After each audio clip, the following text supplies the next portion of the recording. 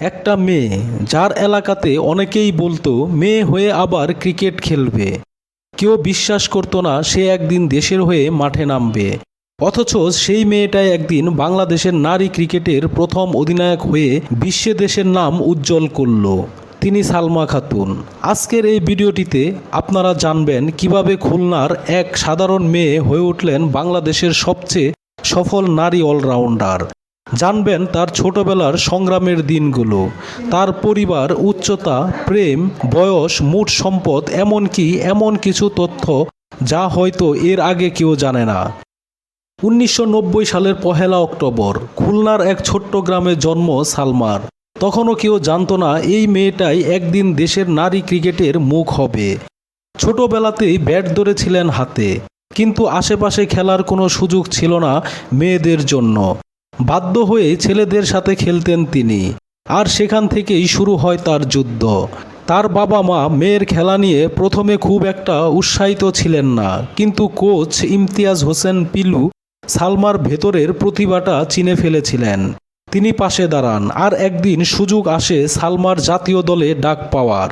তখনও অনেকে বলতো নারী ক্রিকেটার, এর আবার কি সম্মান আছে। কিন্তু সালমা শুধু ব্যাট আর বল দিয়েই জবাব দেন নাই।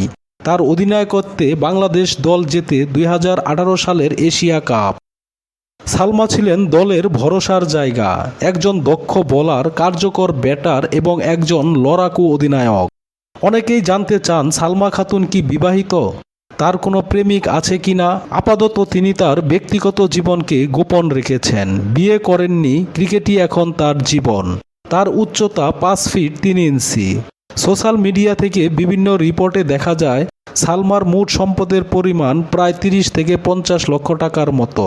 যদিও এই তথ্য সরকারিভাবে নিশ্চিত নয়, তবে স্পন্সরশিপ, ম্যাচ ফি এবং পুরস্কার মিলিয়ে তিনি একজন সচ্ছল জীবনযাপনকারী নারী ক্রীড়াবিদ। কিন্তু এসব কিছুর বাইরে সালমা খাতুনের সবচেয়ে বড় পরিচয়, তিনি বাংলাদেশের নারী ক্রীড়াঙ্গনের অদম্য প্রতীক। একজন পথ দেখানো মানুষ, যার সাহসে আজ বহু মেয়ে ক্রিকেটকে স্বপ্ন হিসাবে ভাবতে পারে। এই ছিল সালমা খাতুনের জীবনের গল্প, সংগ্রামের, বিশ্বাসের আর দেশপ্রেমের এক উজ্জ্বল অধ্যায়। ভিডিওটি ভালো লাগলে লাইক দিন, কমেন্টে জানিয়ে দিন আপনার অনুভূতি। আর এমন অনুপ্রেরণামূলক জীবনী দেখতে আমাদের চ্যানেলটি সাবস্ক্রাইব করে রাখুন।